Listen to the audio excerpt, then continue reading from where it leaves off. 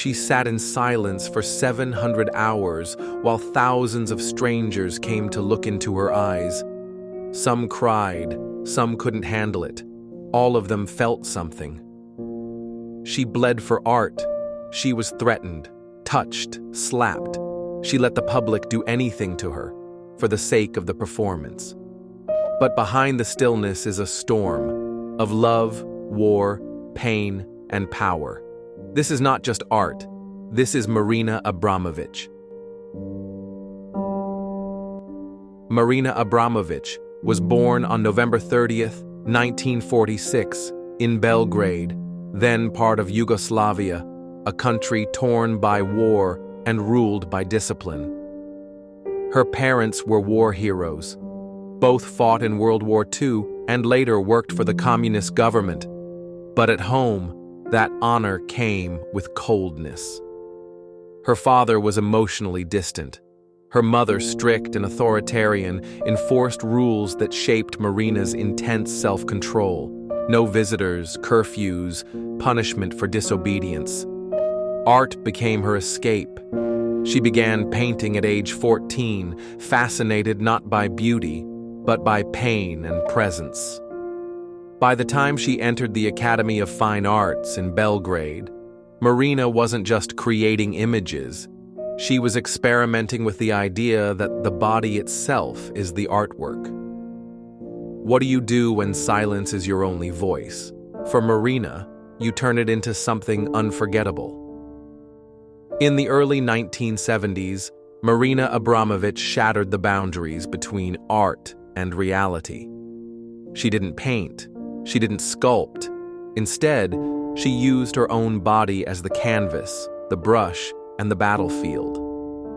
In Rhythm 10, she stabbed the spaces between her fingers with a knife, over and over. The audience watched in tension, unsure if they were witnessing art or danger. But it was Rhythm 0 in 1974 that made Marina infamous. She stood still for 6 hours, allowing the audience to use any of 72 objects on her body, including a rose, a feather, a knife, and a loaded gun. They kissed her, cut her, pointed the gun at her head. One person even tried to assault her. Marina said later, "If you leave it up to the audience, they can kill you." She proved one thing: art isn't always beautiful. Sometimes it's brutal, and Marina was willing to suffer to show us that. In 1976, Marina met Ulay, a German performance artist as bold and experimental as she was. They became partners in life and in art. Together, they explored identity, trust, and human limits through their own bodies. Rest Energy, 1980. Ulay held a bow. Marina leaned back, the arrow pointed at her heart. Her life hung by his grip. They stood like that for 4 minutes. Their connection was raw and electric, and it captivated the art world. But like all intense flames, theirs eventually burned out. In 1988, they staged their final piece together, The Lovers. They each walked from opposite ends of the Great Wall of China. After 90 days, they met in the middle and said goodbye. It was art, it was closure, and it was heartbreak. They never had children. Marina never married. Ulay remained a part of her soul, even after they separated. Decades later, they locked eyes again at MoMA during The Artist is Present. Neither spoke, but their silence said everything. Marina Abramović's career is built on pushing human limits, physical, emotional, and spiritual. Her most iconic piece, The Artist is Present, 2010 at the Museum of Modern Art. For nearly 3 months, Marina sat silently at a table. One by one, over 1,500 people sat across from her and just stared. Some cried. Some broke down. Some fell in love. No words, just presence, and it was electric. It became a viral sensation. Even celebrities showed up. It was a reminder. True connection needs no language. But not all her work is quiet. In Balkan Baroque, Marina sat for days scrubbing blood from a pile of cow bones, a metaphor for the wars in her homeland. It was raw, disturbing, unforgettable. She also performed 7 easy pieces, where she recreated historic performance artworks, including her own. It was her way of preserving a form of art that's often lost in time. And then came 7 Deaths of Maria Callas, Marina portraying the deaths of famous opera characters. She blurred the line between life and theater again and again.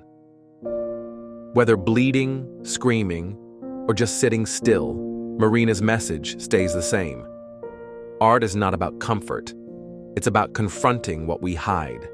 Marina Abramović lives the same way she performs, with discipline, intensity, and presence. She wakes early, she meditates, she fasts. Her lifestyle borders on monastic, stripped of luxury, filled with focus. She's fascinated by energy, ritual, and Eastern spirituality. She's visited shamans, fasted in deserts, sat in silence for days. For her, art isn't separate from life. It is life. She doesn't have children. She's never had a husband. Her devotion is to performance, and it shows. Some call her mystical. Others say she's controversial. In recent years, her name was dragged into conspiracy theories like the infamous spirit cooking emails, accused of occult behavior. But Marina responded simply, it was performance, not politics, not Satanism, just misunderstood art. Behind the intensity is someone deeply human, playful, spiritual, and totally unafraid to confront darkness. Despite living a minimalist life, Marina Abramović has built a powerful global legacy and a respectable fortune along the way. As of 2024, her net worth is estimated between $10 and $15 million, earned through major exhibitions, performance commissions, books, and her autobiographical projects. In 2012, she founded the Marina Abramović Institute, a space dedicated to preserving performance art and training a new generation of artists. She's inspired some of the biggest names in pop culture. Lady Gaga trained under her. Jay-Z performed with her. Even Kanye West and Björk have referenced her aesthetic. Marina didn't just influence the art world. She reached music, fashion, and celebrity culture. But through it all, she remained committed to her purpose, using art to wake people up.